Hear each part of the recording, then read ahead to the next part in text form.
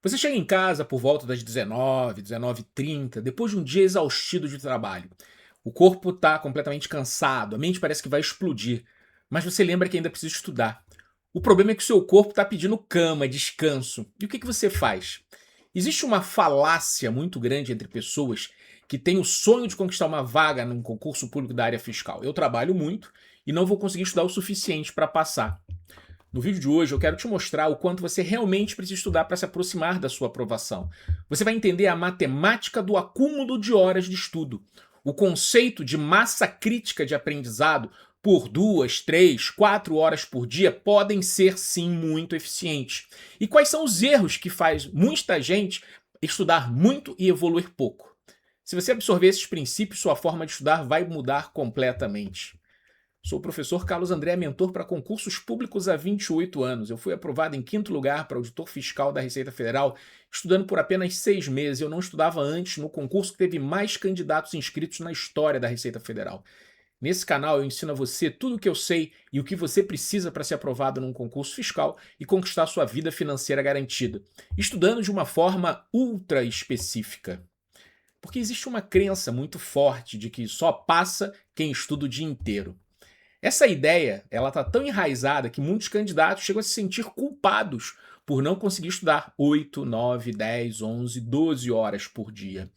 Eu sim já estudei essa quantidade de horas, mas foi um alinhamento de fatores que permitiu isso. Mas entenda, o problema não é a sua falta de dedicação ou de intensidade e muito menos falta de tempo. Como se a solução para ser aprovado fosse simplesmente estudar mais, e não é.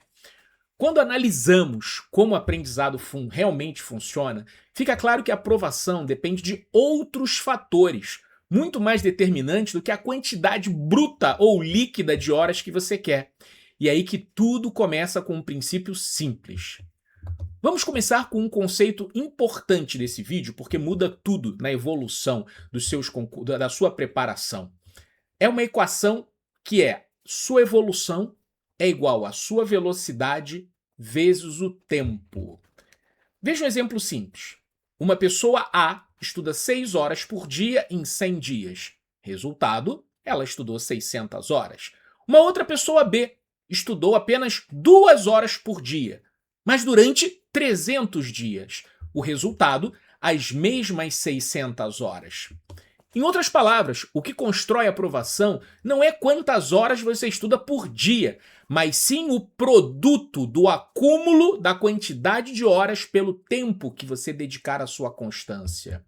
Ambos chegaram exatamente no mesmo volume de estudo. A diferença é apenas o ritmo, não o destino alcançado. Isso significa que quem tem menos tempo por dia pode sim compensar com mais tempo de preparação, antecedência e constância. Isso não é necessariamente uma desvantagem, é apenas uma estratégia diferente. Essa lógica já derruba por vez a crença de que só passa quem tem o dia inteiro livre para poder estudar. Eu costumo dizer que certas perguntas podem até parecer razoáveis, mas mal formuladas, como: quanto tempo eu preciso estudar? O máximo de horas que você puder. Será que vai dar tempo? Muitos fatores vão influenciar. Em quantos meses eu vou ser aprovado? Isso não é cabível, tá? Tem uma frase muito conhecida do desembargador federal William Douglas, autor do best-seller Como Passar em Provas e Concursos. Você não estuda para passar, você estuda até passar. E isso muda completamente a perspectiva. O prazo não é a prova do próximo edital. O prazo é o nível necessário para você poder estar apto a ser aprovado. Acredite ou não, esse é apenas um dos pontos que frequentemente eu preciso reforçar com meus mentorados. Todos eles trabalham, têm família, responsabilidades, problemas, o pet adoece, são assaltados, o notebook quebra, sei lá. Várias coisas acontecem, imprevistos acontecem. E vez por outra eles se sentem para baixo.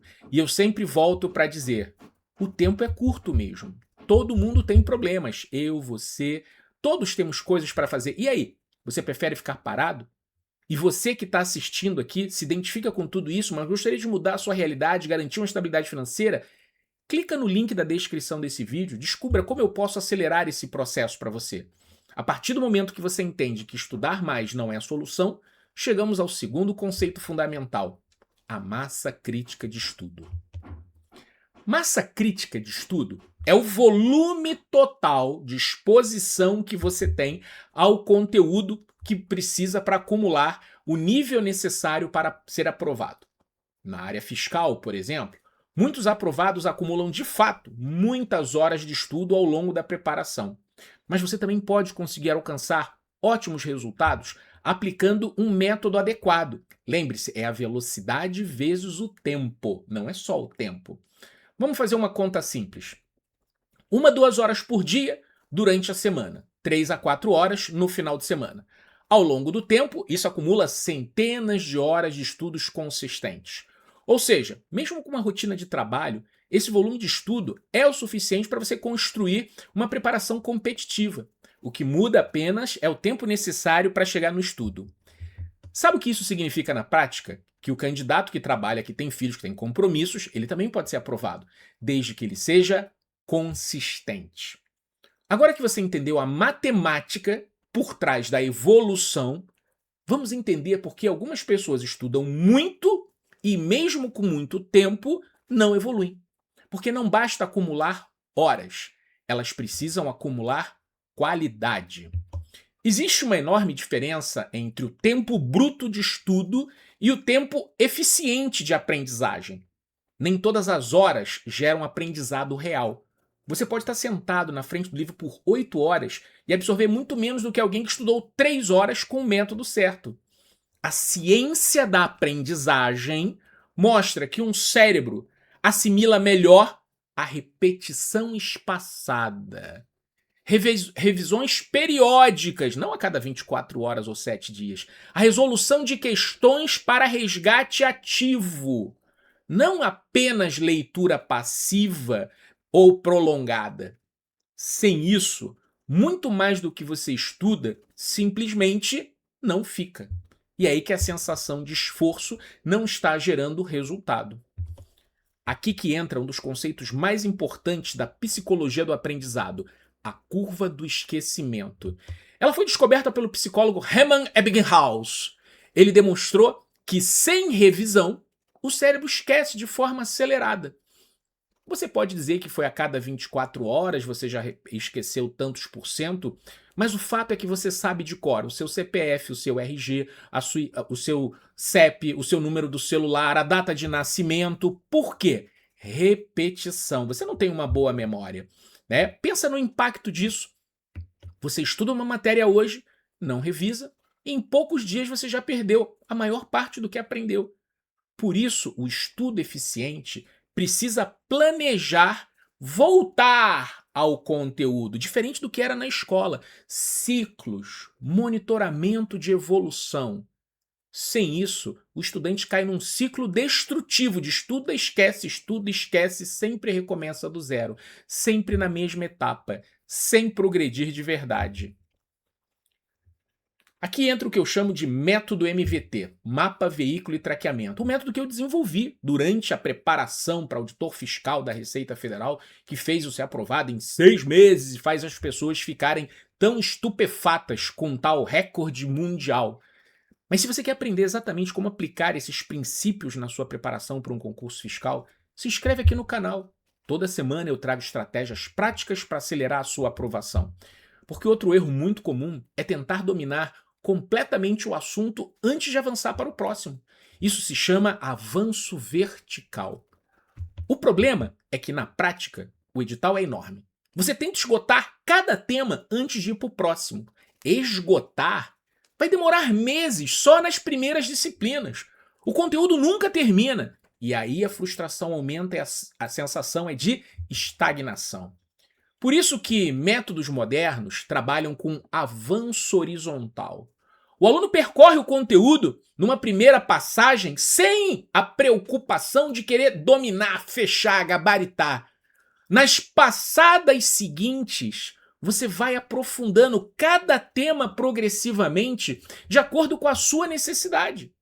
Isso é o que nós chamamos de revisão constante. Uma visão geral do edital desde cedo e um aprofundamento, uma evolução conforme você pode fazer com as condições que você tem hoje. Isso mantém a sua motivação em alta. Outro fator que leva muitos candidatos à paralisia diante do tamanho edital é que são 10, 15, 20 disciplinas, centenas de tópicos. Quando o cérebro se depara com isso, com esse volume, ele simplesmente trava. E qual é a solução? Dividir o estudo em micrometas, pequenos blocos concretos e alcançáveis. Por exemplo, nessa semana, só princípios do direito administrativo, crase e direitos fundamentais. Isso reduz a ansiedade, aumenta a percepção de progresso e torna o estudo mais realizável, factível, sustentável no longo prazo. Outro princípio que faz muita diferença é focar nos seus pontos fortes dentro do edital. Nem todo conteúdo tem o mesmo peso na prova. Isso você já sabe, mas na prática, quando você investe nos temas que já têm mais facilidade, você constrói uma estratégia eficiente e garante acertar essas matérias no dia da prova. Porque mais um erro que aparece com frequência é estudar sem medir evolução. O candidato passa semanas estudando, mas não sabe exatamente em quais disciplinas ele está bem, em quais ele está fraco. Qual a sua taxa de acerto em questões? Sem dados, o estudo se torna um processo cego. Você não sabe onde está, não sabe para onde ir. Agora, quando você monitora o desempenho, toma decisões baseadas em dados. O estudo deixa de ser instintivo e passa a ser dirigido por evidências. A ciência do aprendizado é clara. A prática distribuída é muito mais eficiente do que grandes blocos de estudos concentrados. 4 horas por dia durante 30 dias é muito mais eficiente do que 120 horas concentrados em poucos dias, como, por exemplo, 12 dias com 10 horas. Mesmo que o total seja exatamente o mesmo, 120 horas. O motivo é fisiológico. O cérebro precisa de intervalos para consolidar informações. É durante o descanso, soninho, que a memória se organiza e se fortalece. Consistência diária não é uma virtude comportamental, é uma estratégia de aprendizado. E a pergunta que não quer calar é que se eu tivesse que começar hoje para um concurso fiscal, eu, Carlos André, se tivesse casado como sou hoje, tivesse filho como sou hoje, eu colocaria assim, olha, sábado, 3 a 4 horas, domingo, 3 a 4 horas, segunda a sexta, 1 a 2 horas.